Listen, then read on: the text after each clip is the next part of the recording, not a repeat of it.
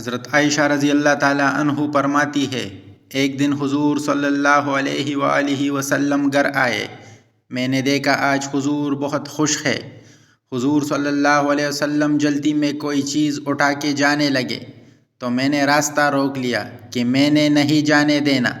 حضور نے کہا، عائشہ میرا کوئی انتظار کر رہا ہے۔ عائشہ نے کہا، حضور لوگ تو آئے ہی رہتے ہیں، میری بھی بات سن لے۔ حضور نے فرمایا، اچھا بتاؤ کیا بات ہے؟ تو حضرت عائشہ نے بتایا کہ مجھے میرے والد نے کہا تھا جس دن حضور کو خوش دیکھو تو میری اور اپنی بخشش کی دعا کروانا۔ حضور نے ہاتھ اٹھائے، اے اللہ عائشہ اور ابو بکر کو عزت والی زندگی عطا فرما، اے اللہ ان کا حساب قیامت میں آسان فرما۔ اور پھر کہا، اے اللہ انہیں بغیر حساب ہی جنت عطا فرما۔ حضور دعا مانگ چکے تو پوچھا، حضرت عائشہ خوش ہو گئی ہو؟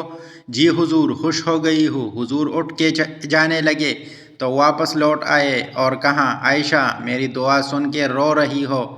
مجھے قسم ہے اللہ کی عزت کی کہ میں اپنے ہر امتی کے لیے یہی دعا دن میں 2 مرتبہ مانگتا ہوں۔